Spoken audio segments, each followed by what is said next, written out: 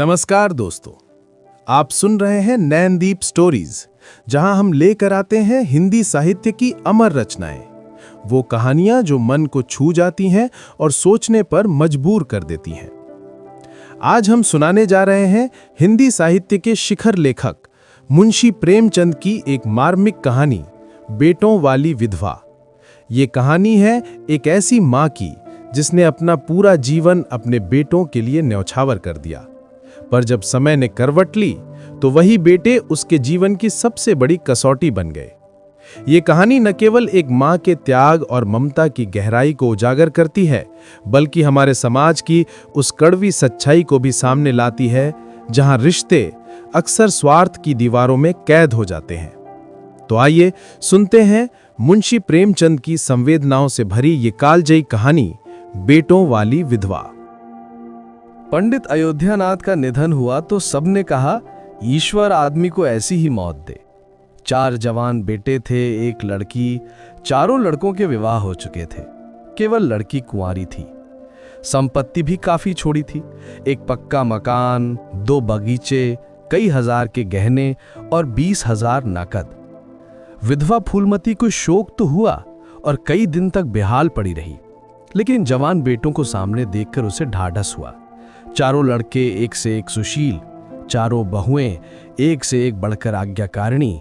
जब वो रात को लेटती तो चारों बारी बारी से उसके पांव दबाती।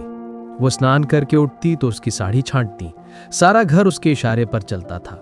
बड़ा लड़का कामतानाथ एक दफ्तर में 50 रुपए पर नौकर था। छोटा उमानाथ डॉक्टरी पास कर चुका था और कहीं औषधालय खोलने की फिक्र में था। तीसरा दयानाथ बीए में फेल हो गया था और पत्रिकाओं में लेख लिखकर कुछ न कुछ कमा लेता था। चौथा सीतानाथ चारों में सबसे कुशाग्र बुद्धि और होनहार था और अब की साल बीए प्रथम श्रेणी में पास करके एमए की तैयारी में लगा हुआ था। किसी लड़के में वो दुर्व्यसन, वो छैलापन, वो लुटाऊपन न था जो माता पिता को जलाता और कुल मर्यादा को डुबाता है। फूलमती घर की मालकिन थी। गो की कुंजियां बड़ी बहू के पास रहती थीं। बुढ़िया में वो अधिकार प्रेम न था जो वृद्धजनों को कटु और कलहशील बना दिया करता है, किंतु उसकी इच्छा के बिना कोई बालक मिठाई तक न मंगा सकता था। संध्या हो गई थी। पंडित को मरे आज 12वां दिन था। कल 13वीं है। ब्रह्मभोज होगा, बिरादरी के लोग निमंत्रित होंगे। उसी की तैयारियां हो रही थी। फूलमती अपनी कोठरी में बैठी देख रही थी। पल्लेदार बोरे में आटा लाकर रख रहे हैं, घी के टिन आ रहे हैं, शाक भाजी के टोकरे, शक्कर की बोरियां, दही के मटके चले आ रहे हैं। महापात्र के लिए दान की चीजें लाई गईं, बर्तन, कपड़े, पलंग, बिछावन, छाते, जूते, छड़ियां, लालटेने आदि। किंतु फूलमती को कोई चीज दिखाई नहीं गई। नियमानुसार ये सब सामान उसके पास आने चाहिए थे। वो प्रत्येक वस्तु को देखती, उसे पसंद करती, उसकी मात्रा में कमी बेशी का फैसला करती, तब इन चीजों को भंडारे में रखा जाता। क्यों उसे दिखाने और उसकी राय लेने की जरूरत नहीं समझी गई। अच्छा, वो आटा 3 ही बोरा क्यों आया? उसने तो 5 बोरों के लिए कहा था। घी भी 5 ही कनस्तर है, उसने तो 10 कनस्तर मंगवाए थे। इसी तरह शाक भाजी, शक्कर, दही आदि में भी कमी की गई होगी। किसने उसके हुक्म में हस्तक्षेप किया? जब उसने एक बात तय कर दी तो किसे उसको घटाने बढ़ाने का अधिकार है? आज 40 वर्षों से घर के प्रत्येक मामले में फूलमती की बात सर्वमान्य थी। उसने 100 कहा तो 100 खर्च किए गए, 1 कहा तो 1। किसी ने मीन मेक न की। यहां तक कि पंडित अयोध्यानाथ भी उसकी इच्छा के विरुद्ध कुछ न करते थे, पर आज उसकी आंखों के सामने प्रत्यक्ष रूप से उसके हुक्म की उपेक्षा की जा रही है। इसे वो क्यों कर स्वीकार कर सकती? कुछ देर तक तो वो जब्त किए बैठी रही, पर अंत में ना रहा गया। स्वायत्त शासन उसका स्वभाव हो गया था। वो क्रोध में भरी हुई आई और कामतानाथ से बोली, क्या आटा 3 ही बोरे में? मैंने तो 5 बोरों के लिए कहा था और घी भी 5 ही टिन मंगवाया। तुम्हें याद है मैंने 10 कनस्तर कहा था? किफायत को मैं बुरा नहीं समझती, लेकिन जिसने ये कुआं खोदा उसी की आत्मा पानी को तरसे, ये कितनी लज्जा की बात है। कामतानाथ ने क्षमा याचना न की, अपनी भूल भी स्वीकार न की, लज्जित भी नहीं हुआ। 1 मिनट तो वो विद्रोही भाव से खड़ा रहा, फिर बोला, हम लोगों की सलाह 3 ही बोरों की हुई और 3 बोरे के लिए 5 टिन घी काफी था। इसी हिसाब से और चीजें भी कम कर दी गई हैं। फूलमती उग्र होकर बोली, किसकी राय से आटा कम किया गया? हम लोगों की राय से। तो मेरी राय कोई चीज नहीं है क्यों नहीं? लेकिन अपना हानि लाभ तो हम समझते हैं। फूलमती हक्की बक्की होकर उसका मुंह ताकने लगी। इस वाक्य का आशय उसके समझ में न आया। अपना हानि लाभ? अपने घर में हानि लाभ की जिम्मेदार वो आप है। दूसरों को, चाहे वो उसके पेट के जन्मे पुत्र ही क्यों ना हो, उसके कामों में हस्तक्षेप करने का क्या अधिकार? ये लौंडा तो इस डिटाई से जवाब दे रहा है मानो घर उसी का है, उसी ने मर मर कर गृहस्थी जोड़ी है, मैं तो गैर हूं। जरा इसकी हेकड़ी तो देखो। उसने तमतमाए हुए मुख से कहा, मेरे हानि लाभ के जिम्मेदार तुम नहीं हो। मुझे अख्तियार है, जो उचित समझूं वो करूं। अभी जाकर 2 बोरे आटा और 5 टिन घी और लाओ, और आगे के लिए खबरदार, जो किसी ने मेरी बात काटी। अपने विचार में उसने काफी तंबीह कर दी थी। शायद इतनी कठोरता अनावश्यक थी। उसे अपनी उग्रता पर खेद हुआ। लड़ती ही तो हैं, समझे होंगे कुछ किफायत करनी चाहिए। मुझसे इसलिए नहीं पूछा होगा कि अम्मा तो खुद हर एक काम में किफायत करती हैं। अगर इन्हें मालूम होता कि इस काम में मैं किफायत पसंद न करूंगी तो कभी ने मेरी उपेक्षा करने का साहस न होता। यद्यपि कामतानाथ अब भी उसी जगह खड़ा था और उसकी भावभंगी से ऐसा ज्ञात होता था कि इस आज्ञा का पालन करने के लिए वो बहुत उत्सुक नहीं है। पर फूलमती निश्चिंत होकर अपनी कोठरी में चली गई। इतनी तंबीह पर भी किसी को उसकी अवज्ञा करने की सामर्थ्य हो सकती है, इसकी संभावना का ध्यान भी उसे न आया।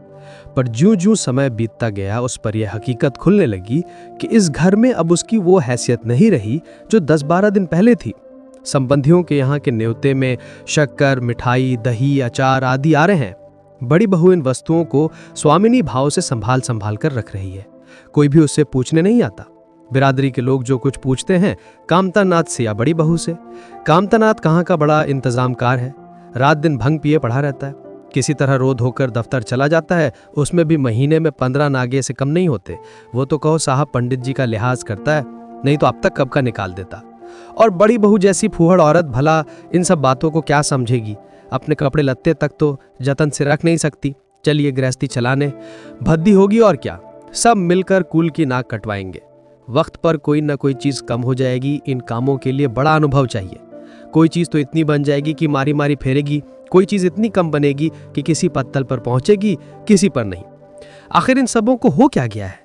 अच्छा, बहुत तिजोरी क्यों खोल रही है? वो मेरी आज्ञा के बिना तिजोरी खोलने वाली कौन होती है? कुंजी उसके पास अवश्य है, लेकिन जब तक मैं रुपए ना निकलवाऊं तिजोरी नहीं खुलती। आज तो इस तरह खोल रही है मानो मैं कुछ नहीं हूं। ये मुझसे ना बर्दाश्त होगा। वो झमक कर उठी और बहू के पास जाकर कठोर स्वर में बोली, तिजोरी क्यों खोलती हो बहू? मैंने तो खोलने को नहीं कहा। बड़ी बहू ने निसंकोच भाव से उत्तर दिया, बाजार से सामान आया है तो दाम न दिया जाएगा? कौन चीज किस भाव में आई है और कितनी आई है ये मुझे कुछ नहीं मालूम। जब तक हिसाब किताब ना हो जाए रुपये कैसे दिए जाएं? हिसाब किताब सब हो गया है। किसने किया? अब मैं क्या जानूं किसने किया? जाकर मर्दों से पूछो। मुझे हुक्म मिला रुपये लाकर दे दो, रुपये लिए जाती हूं। फूलमती खून का घूंट पीकर रह गई। इस वक्त बिगड़ने का अवसर ना था। घर में मेहमान स्त्री पुरुष भरे हुए थे। अगर इस वक्त उसने लड़कों को डांटा तो लोग यही कहेंगे कि इनके घर में पंडित जी के मरते ही फूट पड़ गई। दिल पर पत्थर रखकर फिर अपनी कोठरी में चली गई। जब मेहमान विदा हो जाएंगे तब वो एक एक की खबर लेगी, तब देखेगी कौन उसके सामने आता है और क्या कहता है। इनकी सारी चौकड़ी भुला देगी। किंतु कोठरी के एकांत में भी वो निश्चिंत न बैठी थी। सारी परिस्थिति को गिद्ध दृष्टि से देख रही थी। कहाँ सत्कार का कौन सा नियम भंग होता है, कहाँ मर्यादाओं की उपेक्षा की जाती है। भोज आरंभ हो गया। सारी बिरादरी एक साथ पंगत में बैठा दी गई। आंगन में मुश्किल से 200 आदमी बैठ सकते हैं। ये 500 आदमी इतनी सी जगह में कैसे बैठ जाएंगे? क्या आदमी के ऊपर आदमी बिठाए जाएंगे? 2 पंगतों में लोग बिठाए जाते तो क्या बुराई हो जाती? यही तो होता कि 12 बजे की जगह भोज 2 बजे समाप्त होता। मगर यहाँ तो सबको सोने की जल्दी पड़ी हुई है। किसी तरह ये बला सिर से टले और चैन से सोएं। लोग कितने सटकर बैठे हुए हैं कि किसी को हिलने की भी जगह नहीं। पत्तल एक पर एक रखे हुए हैं। पूरियां ठंडी होकर चिमड़ी हो गई हैं। इन्हें कौन खाएगा? रसोइये को कढ़ावों पर से न जाने क्यों उठा दिया गया। यही सब बातें नाक काटने की है। सहसा शोर मुचा तरकारियों में नमक नहीं। बड़ी बहुत जल्दी जल्दी नमक पीसने लगी। फूलमती क्रोध के मारे ओंठ चबा रही थी, पर इस अवसर पर मुंह न खोल सकती थी। नमक पिसा और पत्तलों पर डाला गया। इतने में फिर शोर मचा, पानी गर्म है, ठंडा पानी लाओ। ठंडे पानी का कोई प्रबंध न था। बर्फ भी न मंगवाई गई। आदमी बाजार दौड़ाया गया, मगर बाजार में इतनी रात गए बर्फ कहाँ? आदमी खाली हाथ लौट आया। मेहमानों को वही नल का गर्म पानी पीना पड़ा। फूलमती का बस चलता तो लड़कों का मुंह नोच लेती। ऐसी छीछा लेदर उसके घर में कभी ना हुई थी। उस पर सब मालिक बनने के लिए मरते हैं। बर्फ जैसी जरूरी चीज मंगवाने की भी किसी को सुधि न थी। सुधि कहाँ से रहे जब किसी को गप लड़ाने से फुर्सत मिले। मेहमान अपने दिल में क्या कहेंगे कि चले हैं बिरादरी को भोज देने और घर में बर्फ तक नहीं। अच्छा, फिर ये हलचल क्यों मच गई? अरे लोग पंगत से उठे जा रहे हैं, क्या मामला है? फूलमती उदासीन न रह सकी। कोठरी से निकलकर बरामदे में आई और कामतानाथ से पूछा, क्या बात हो गई लल्ला, लोग उठे क्यों जा रहे हैं? कामता ने कोई जवाब न दिया, वहां से खिसक गया। फूलमती झुंझला कर रह गई। सहसा कहारिनी मिल गई। फूलमती ने उससे भी ये प्रश्न किया। मालूम हुआ किसी के शोरबे में मरी हुई चूहिया निकल आई। फूलमती चित्रलिखित सी वहीं खड़ी रह गई। भीतर ऐसा उबाल उठा कि दीवार से सिर टकरा ले। अभागे भोज का प्रबंध करने चले थे। इस फूहड़पन की कोई हद है? कितने आदमियों का धर्म सत्यानाश हो गया। फिर पंगत क्यों ना उठ जाए? आंखों से देखकर अपना धर्म कौन गवाएगा? हाँ, सारा किया धरा मिट्टी में मिल गया। सैकड़ों रुपये पर पानी फिर गया। बदनामी हुई वो अलग। मेहमान उठ चुके थे। पत्तलों पर खाना ज्यों का त्यों पड़ा हुआ था। चारों लड़के आंगन में लज्जित खड़े थे। एक दूसरे को इल्जाम दे रहा था। बड़ी बहू अपनी देवरानियों पर बिगड़ रही थी। देवरानियां सारा दोष कुमुद के सिर डालती थीं। कुमुद खड़ी रो रही थी। उसी वक्त फूलमती झल्लाई हुई आकर बोली, मुंह में कालिख लगी कि नहीं, अभी कुछ कसर बाकी है? डूब मरो सबके सब जाकर चिल्लू भर पानी में। शहर में कहीं मुंह दिखाने लायक भी नहीं रहे। किसी लड़के ने जवाब ना दिया। फूलमती और भी प्रचंड होकर बोली, तुम लोगों को क्या किसी को शर्म हया तो है नहीं? आत्मा तो उनकी रो रही है जिन्होंने अपनी जिंदगी घर की मर्जाद बनाने में खराब कर दी। उनकी पवित्र आत्मा को तुमने यूं कलंकित किया। शहर में थूथू हो रही है। अब कोई तुम्हारे द्वार पर पेशाब करने तो आएगा नहीं? कामतानाथ कुछ देर तक तो चुपचाप खड़ा सुनता रहा। आखिर झुंझलाकर बोला, अच्छा आप चुप रहो अम्मा, भूल हुई, हम सब मानते हैं, बड़ी भयंकर भूल हुई। लेकिन अब क्या उसके लिए घर के प्राणियों को हलाल कर डालोगी? सभी से भूलें होती हैं। आदमी पछता कर रह जाता है, किसी की जान तो नहीं मारी जाती। बड़ी बहू ने अपनी सफाई दी। हम क्या जानते थे कि बीबी से इतना सा काम भी ना होगा। इन्हें चाहिए था कि देखकर तरकारी कढ़ाव में डालती, टोकरी उठाकर कढ़ाव में डाल दी। हमारा क्या दोष? कामतानाथ ने पत्नी को डांटा, इसमें ना कुमुद का कसूर है, ना तुम्हारा ना मेरा, संयोग की बात है। बदनामी भाग में लिखी थी वो हुई। इतने बड़े भोज में एक एक मुट्ठी तरकारी कड़ाव में नहीं डाली जाती, टोकरे के टोकरे उड़ेल दिए जाते हैं। कभी कभी ऐसी दुर्घटना होती है, पर इसमें कैसी जग हंसाई और कैसी नक कटाई। तुम खामखा जले पर नमक छिड़कती हो। फूलमती ने दांत पीस कर कहा, शर्माते तो नहीं, उल्टे और बेहयाई की बातें करते हो। कामतानाथ ने निसंकोच होकर कहा, शर्माऊं क्यों? किसी की चोरी की है? चीनी में चीटे और आटे में घुन ये नहीं देखे जाते? पहले हमारी निगाह ना पड़ी, बस यही बात बिगड़ गई। नहीं तो चुपके से चूहिया निकालकर फेंक देते, किसी को खबर भी ना होती। फूलमती ने चकित होकर कहा, क्या कहता है? मरी चूहिया खिलाकर सबका धर्म बिगाड़ देता? कामता हंसकर बोला, क्या पुराने जमाने की बातें करती हो मां? इन बातों से धर्म नहीं जाता। ये धर्मात्मा लोग जो पत्तल पर से उड़ गए हैं, इनमें से कौन है जो भेड़ बकरी का मांस ना खाता हो? तालाब के कछुए और घोंगे तक तो किसी से बचते नहीं, जरा सी चूहिया में क्या रखा था? फूलमती को ऐसा प्रतीत हुआ कि अब प्रलय आने में बहुत देर नहीं है। जब पढ़े लिखे आदमियों के मन में ऐसे अधार्मिक भाव आने लगे तो फिर धर्म की भगवान ही रक्षा करे। अपना सा मुंह लेकर चली गईं। 2 महीने गुजर गए हैं। रात का समय है। चारों भाई दिन के काम से छुट्टी पाकर कमरे में बैठे गपशप कर रहे हैं। बड़ी बहू भी षड्यंत्र में शरीक है। कुमुद के विवाह का प्रश्न छिड़ा हुआ है। कामतानाथ ने मसनद पर टेक लगाते हुए कहा, दादा की बात दादा के साथ कही। पंडित विद्वान भी हैं और कुलीन भी होंगे, लेकिन जो आदमी अपनी विद्या और कुलीनता को रुपयों पर बेचे वो नीच है। ऐसे नीच आदमी के लड़के से हम कुमुद का विवाह सैंत में भी ना करेंगे। 5,000 तो दूर की बात है। उसे बताओ धत्ता और किसी दूसरे वर्ग की तलाश करो। हमारे पास कुल 20,000 ही तो हैं। एक एक के हिस्से में 5-5 हजार आते हैं। 5,000 दहेज में दे दें और 5,000 नेग न्योछावर बाजे गाजे में उड़ा दें तो फिर हमारी बदियाई बैठ जाएगी। उमानाथ बोले, मुझे अपना औषधालय खोलने के लिए कम से कम 5,000 की जरूरत है। मैं अपने हिस्से में से 1 पाई भी नहीं दे सकता। फिर खुलते ही आमदनी तो होगी नहीं, कम से कम साल भर घर से खाना पड़ेगा। दयानाथ एक समाचार पत्र देख रहे थे। आंखों से ऐनक उतारते हुए बोले, मेरा विचार भी एक पत्र निकालने का है। प्रेस और पत्र में कम से कम 10,000 का कैपिटल चाहिए। 5,000 मेरे रहेंगे तो कोई ना कोई साझेदार भी मिल जाएगा। पत्रों में लेख लिखकर मेरा निर्वाह नहीं हो सकता। कामता ने सिर हिलाते हुए कहा, अजी राम भजो, सैत में कोई लेख छापता नहीं, रुपए कौन देता है? दयानाथ ने प्रतिवाद किया, नहीं, ये बात तो नहीं है, मैं तो कहीं भी बिना पेशगी पुरस्कार लिए नहीं लिखता। कामता ने जैसे अपने शब्द वापस लिए, मैं तुम्हारी बात नहीं कहता भाई, तुम तो थोड़ा बहुत मार लेते हो, लेकिन सबको तो नहीं मिलता। बड़ी बहू ने श्रद्धा भाव ने कहा, कन्या भाग्यवान हो तो दरिद्र घर में भी सुखी रह सकती है, अभागी हो तो राजा के घर में भी रोएगी, ये सब नसीबों का खेल है। कामतानाथ ने स्त्री की ओर प्रशंसा भाव से देखा, फिर इसी साल हमें सीता का विवाह भी तो करना है। सीतानाथ सबसे छोटा था, सिर झुकाए भाइयों की स्वार्थ भरी बातें सुन सुनकर कुछ कहने के लिए उतावला हो रहा था। अपना नाम सुनते ही बोला, मेरे विवाह की आप लोग चिंता ना करें, मैं जब तक किसी धंधे में ना लग जाऊंगा विवाह का नाम भी ना लूंगा, और सच पूछे तो मैं विवाह करना ही नहीं चाहता। देश को इस समय बालकों की जरूरत नहीं है, काम करने वालों की जरूरत है। मेरे हिस्से के रुपए आप कुमुद के विवाह में खर्च कर दें। सारी बातें तय हो जाने के बाद यह उचित नहीं है कि पंडित मुरारीलाल से संबंध तोड़ लिया जाए।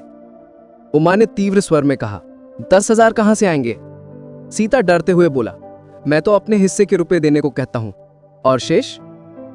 मुरारीलाल से कहा जाए कि दहेज में कुछ कमी कर दें, वे इतने स्वार्थांध नहीं है कि इस अवसर कर कुछ बल खाने को तैयार ना हो जाएं। अगर वो 3,000 में संतुष्ट हो जाएं तो 5,000 में विवाह हो सकता है। उमा ने कामतानाथ से कहा, सुनते हैं भाई साहब इसकी बातें? दयानाथ बोल उठे, तो इसमें आप लोगों का क्या नुकसान है? मुझे तो इस बात से खुशी हो रही है कि भला हम में कोई तो त्याग करने योग्य है। इन्हें तत्काल रुपए की जरूरत नहीं है, सरकार से वजीफा पाते ही हैं, पास होने पर कहीं ना कहीं जगह मिल ही जाएगी। हम लोगों की हालत तो ऐसी नहीं है। कामतानाथ ने दूरदर्शिता का परिचय दिया, नुकसान की एक कही, हम में से एक को कष्ट हो तो क्या और लोग बैठे देखेंगे? ये अभी लड़के हैं, इन्हें क्या मालूम, समय पर 1 रुपया 1 लाख का काम करता है। कौन जानता है कल इन्हें विलायत जाकर पढ़ने के लिए सरकारी वजीफा मिल जाए या सिविल सर्विस में आ जाए। उस वक्त सफर की तैयारियों में 4-5 हजार लग जाएंगे, तब किसके सामने हाथ फैलाते फिरेंगे? मैं ये नहीं चाहता कि दहेज के पीछे इनकी जिंदगी नष्ट हो जाए। इस तर्क ने सीतानाथ को भी तोड़ लिया। सकुचाता हुआ बोला, हाँ, यदि ऐसा हुआ तो बेशक मुझे रुपए की जरूरत होगी। क्या ऐसा होना असंभव है? असंभव तो मैं नहीं समझता, लेकिन कठिन अवश्य है। वजीफे उन्हें मिलते हैं जिनके पास सिफारिशें होती हैं, मुझे कौन पूछता है? कभी कभी सिफारिशें धरी रह जाती हैं और बिना सिफारिश वाले बाजी मार ले जाते हैं। तो जैसा आप उचित समझे, मुझे यहां तक मंजूर है कि चाहे मैं विलायत ना जाऊं पर कुमुद अच्छे घर जाए। कामतानाथ ने निष्ठा भाव से कहा, अच्छा घर दहेज देने ही से नहीं मिलता भैया। जैसा तुम्हारी भाभी ने कहा, यह नसीबों का खेल है। मैं तो चाहता हूं कि मुरारीलाल को जवाब दे दिया जाए और कोई ऐसा घर खोजा जाए जो थोड़े में राजी हो जाए। इस विवाह में मैं 1,000 से ज्यादा खर्च नहीं कर सकता। पंडित दीनदयाल कैसे है? उमा ने प्रसन्न होकर कहा, बहुत अच्छे, MA BA ना सही, यजमानों से अच्छी आमदनी है। दयानाथ ने आपत्ति की, अम्मा से भी पूछ तो लेना चाहिए। कामतानाथ को इसकी कोई जरूरत मालूम न हुई।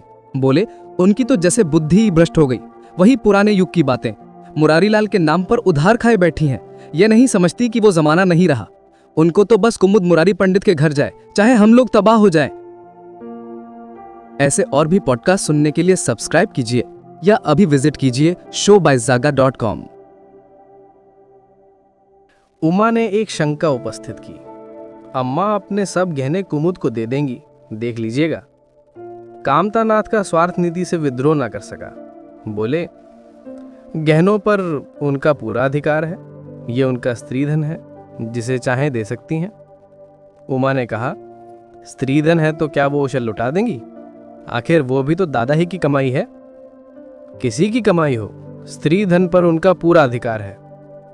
ये कानूनी गोरख धंधे हैं। 20,000 में तो 4 हिस्सेदार हों और 10,000 के गहने अम्मा के पास रह जाएं। देख लेना, इन्हीं के बल पर वह कुमुद का विवाह मुरारी पंडित के घर करेंगी।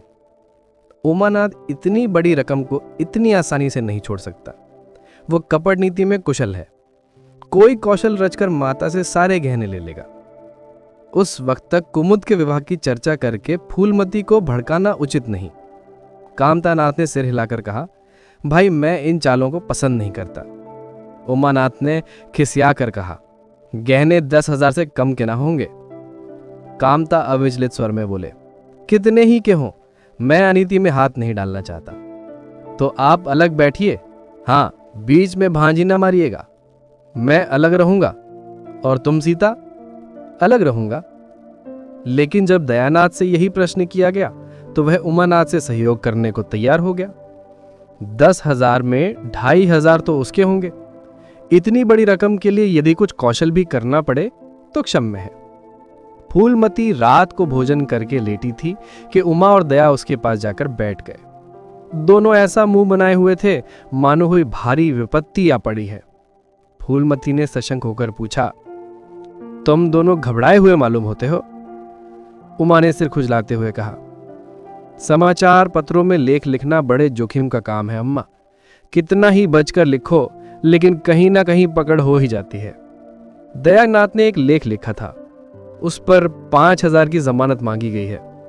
अगर कल तक जमा ना कर दी गई तो गिरफ्तार हो जाएंगे और 10 साल की सजा ठुक जाएगी।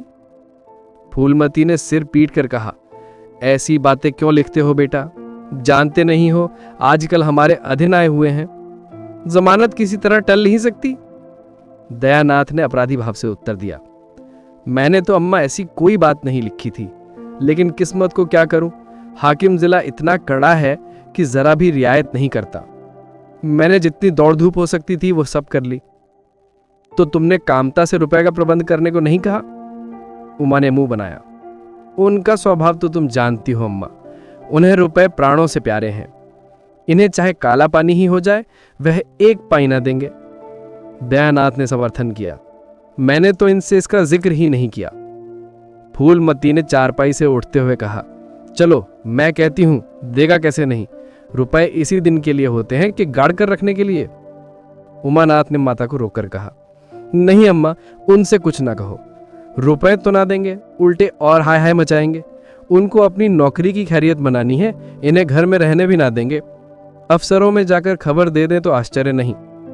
फूलमती ने लाचार होकर कहा, तो फिर जमानत का क्या प्रबंध करोगे? मेरे पास तो कुछ नहीं है। हाँ, मेरे गहने हैं, इन्हें ले जाओ, कहीं गिरोह रखकर जमानत दे दो, और आज से कान पकड़ो कि किसी पत्र में एक शब्द भी ना लिखोगे। दयानाथ कानों पर हाथ रखकर बोला, यह तो नहीं हो सकता अम्मा कि मैं तुम्हारे जेवर लेकर अपनी जान बचाऊं। 10-5 साल की कैद ही तो होगी, झेल लूंगा। यहीं बैठा बैठा क्या कर रहा हूं? फूलमती छाती पीटते हुए बोली, कैसी बातें मुंह से निकालते हो बेटा? मेरे जीते जी तुम्हें कौन गिरफ्तार कर सकता है? उसका मुंह झुलसा दूंगी। गहने इसी दिन के लिए हैं या और किसी दिन के लिए? जब तुम ही ना रहोगे तो गहने लेकर क्या आग में झोंक दूंगी? उसने पिटारी लाकर उसके सामने रख दी। दया ने उमा की ओर जैसे फरियाद की आंखों से देखा और बोला, आपकी क्या राय है भाई साहब? इसी मारे मैं कहता था अम्मा को बताने की जरूरत नहीं, जेल ही तो हो जाती है और कुछ। उमा ने जैसे सिफारिश करते हुए कहा, यह कैसे हो सकता था कि इतनी बड़ी वारदात हो जाती और अम्मा को खबर न होती? मुझसे यह नहीं हो सकता था कि सुनकर पेट में डाल लेता। मगर अब करना क्या चाहिए यह मैं खुद निर्णय नहीं कर सकता। ना तो यह अच्छा लगता है कि तुम जेल जाओ और ना यह अच्छा लगता है कि अम्मा के गहने गिरोह रखे जाएं। फूलमती ने व्यथित कंठ से पूछा, क्या तुम समझते हो मुझे गहने तुमसे ज्यादा प्यारे हैं? मैं तो प्राण तक तुम्हारे ऊपर न्यौछावर कर दूंगी, गहनों की बिसात ही क्या है। दया ने दृढ़ता से कहा, अम्मा तुम्हारे गहने तो ना लूंगा, चाहे मुझ पर कुछ ही क्यों ना आ पड़े। जब आज तक तुम्हारी कुछ सेवा ना कर सका तो किस मुंह से तुम्हारे गहने उठा ले जाऊं? मुझ जैसे कपूत को तो तुम्हारी कोख से जन्म ही ना लेना चाहिए था, सदा तुम्हें कष्ट ही देता रहा। फूलमती ने भी उतनी ही दृढ़ता से कहा, अगर यो ना लोगे तो मैं खुद जाकर इन्हें गिरोह रख दूंगी और खुद हाकिम जिला के पास जाकर जमानत जमा कराऊंगी। अगर इच्छा हो तो यह परीक्षा भी ले लो। आंखें बंद हो जाने के बाद क्या होगा भगवान जाने, लेकिन जब तक जीती हूं तुम्हारी ओर कोई तिरछी आंखों से देख नहीं सकता। उमानाथ ने मानो माता पर एहसान रखकर कहा, अब तो तुम्हारे लिए कोई रास्ता नहीं रहा दयानाथ, क्या हर्ज है, ले लो, मगर याद रखो ज्यों ही हाथ में रुपए आ जाएं गहने छुड़ाने पड़ेंगे। सच कहते हैं मातृत्व दीर्घ तपस्या है, माता के सिवाय इतना स्नेह और कौन कर सकता है। हम बड़े अभागे हैं कि माता के प्रति जितनी श्रद्धा रखनी चाहिए उसका शतांश भी नहीं रखते।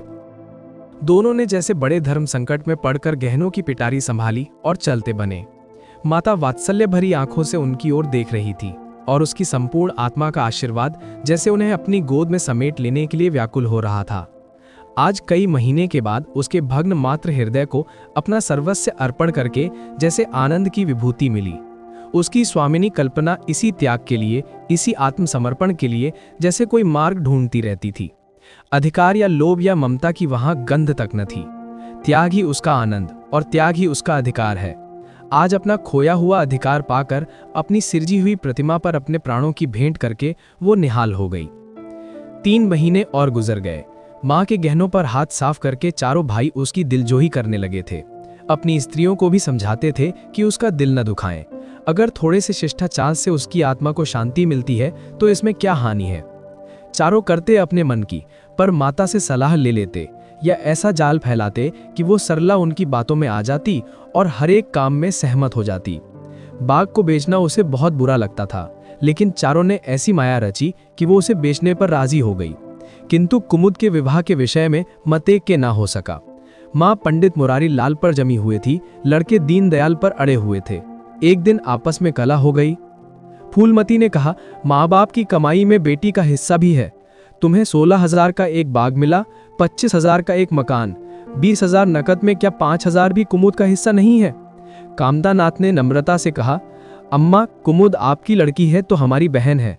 आप 2-4 साल में प्रस्थान कर जाएंगी, पर हमारा और उसका बहुत दिनों तक संबंध रहेगा। तब हम यथाशक्ति कोई ऐसी बात ना करेंगे जिससे उसका अमंगल हो। लेकिन हिस्से की बात कहती हो तो कुमुद का हिस्सा कुछ नहीं। दादा जीवित थे तब और बात थी, वो उसके विवाह में जितना चाहते खर्च करते, कोई उनका हाथ ना पकड़ सकता था।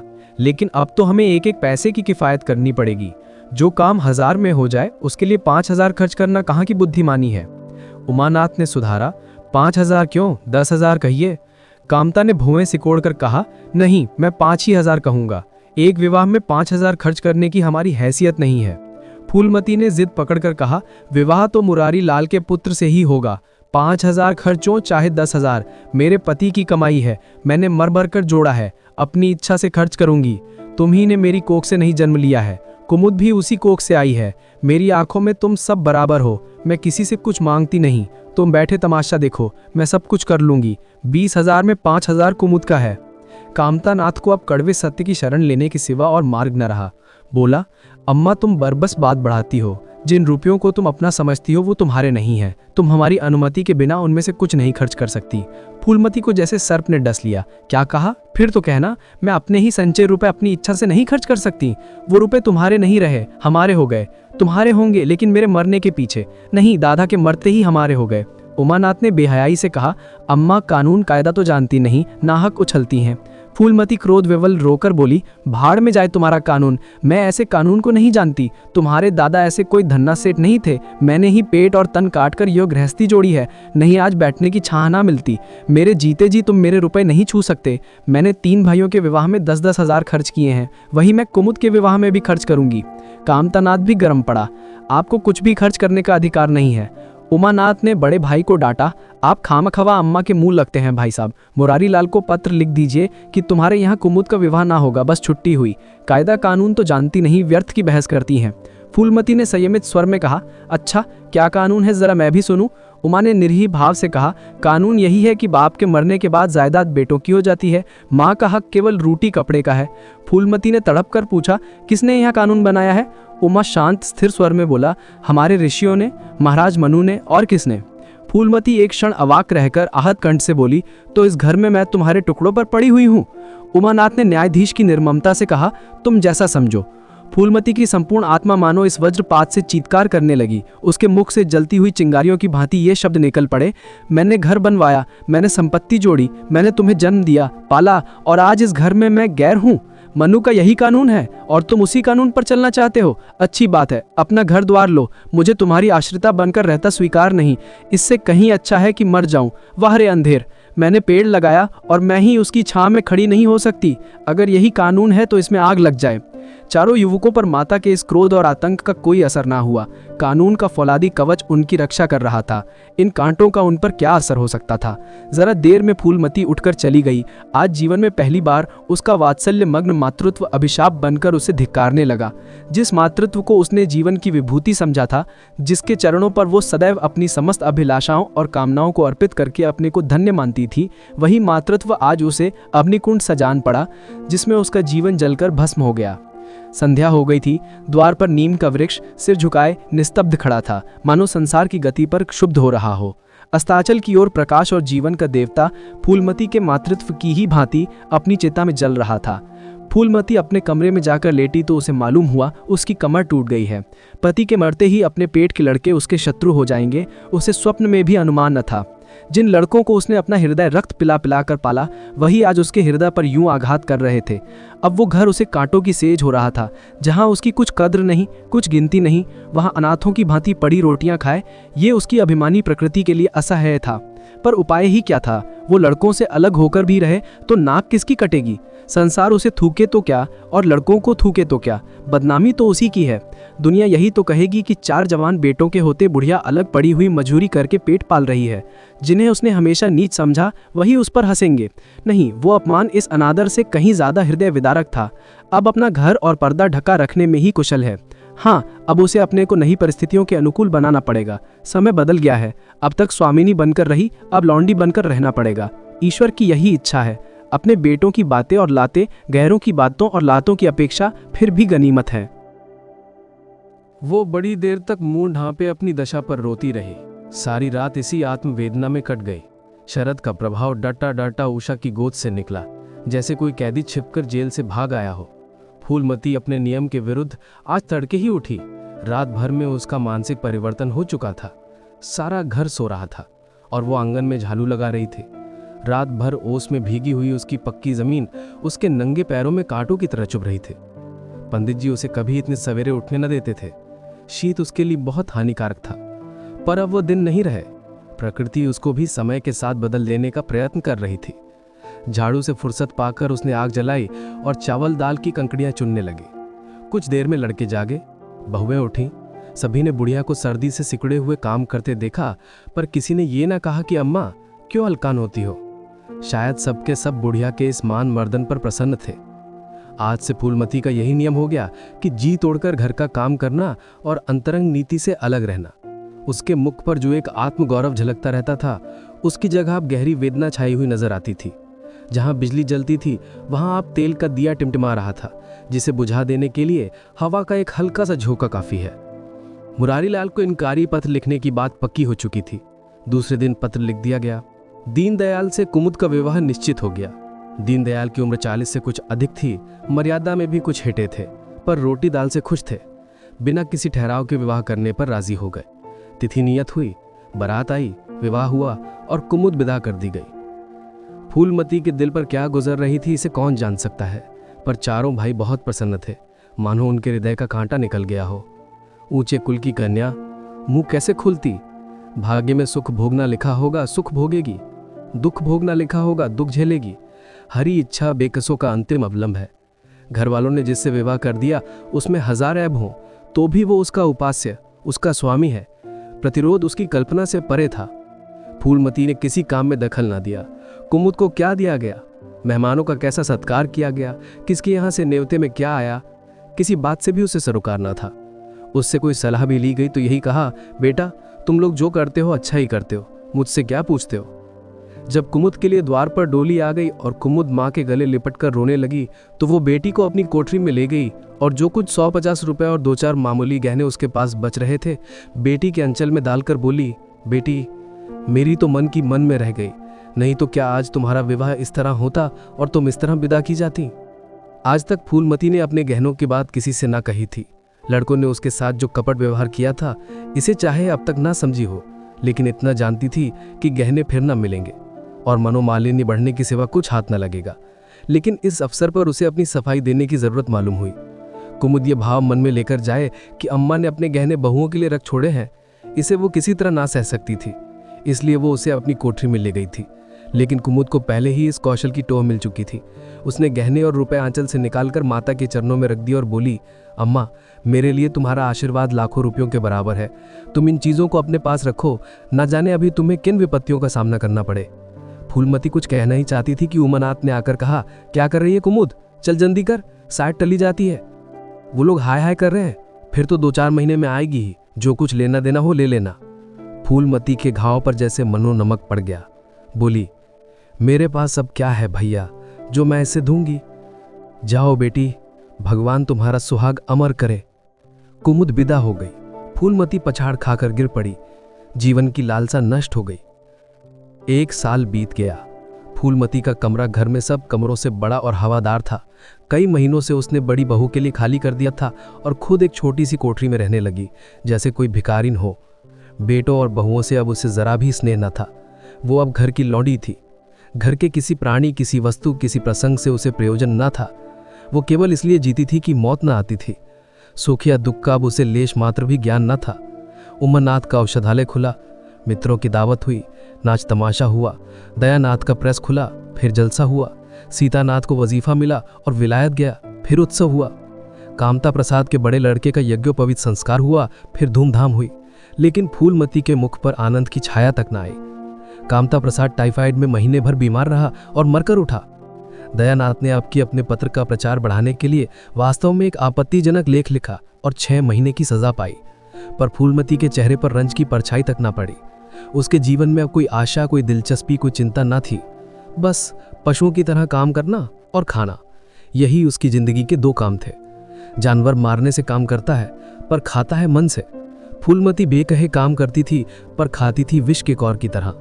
महीनों सिर में तेल न पड़ता, महीनों कपड़े न धुलते, कुछ परवाह नहीं।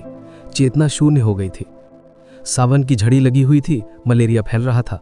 आकाश में मटियाले बादल थे, जमीन पर मटियाला पानी। आर्द्र वायु शीत ज्वर और श्वास का वितरण करती फिर रही थी।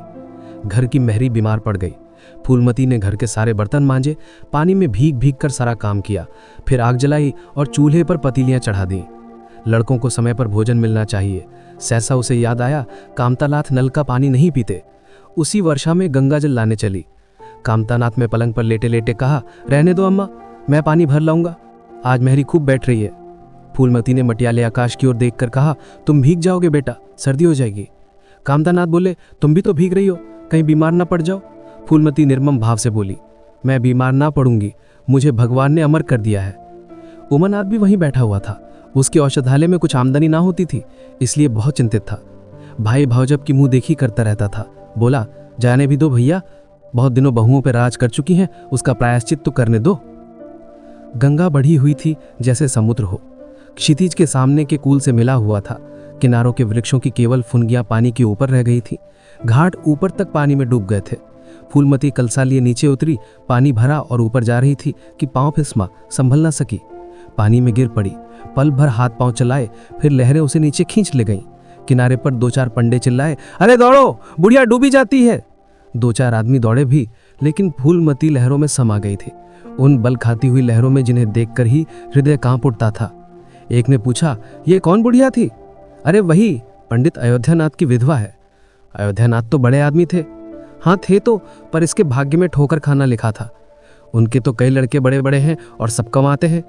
हाँ, ये थी दोस्तों मुंशी प्रेमचंद की दिल को छू लेने वाली कहानी, बेटों वाली विधवा। एक ऐसी कहानी जो हमें ये सोचने पर मजबूर कर देती है कि जिस माँ ने अपने बच्चों को अपने लहू से सींचा, क्या वो अपने बुढ़ापे में सिर्फ तिरस्कार की हकदार रह जाती है? प्रेमचंद की कहानियां सिर्फ कहानी नहीं होती, वो हमारे समाज का आईना होती हैं, जहां हर पात्र, हर संवाद हमें कुछ ना कुछ सिखा के जाता है। अगर आपको ये कहानी अच्छी लगी हो तो वीडियो को लाइक करें, चैनल को सब्सक्राइब करें और अपने दोस्तों के साथ शेयर करना ना भूलें। आपके पसंद, टिप्पणी और सहयोग से ही हम ऐसी और प्रेरक व हृदय स्पर्शी कहानियां लेकर आते रहेंगे। धन्यवाद।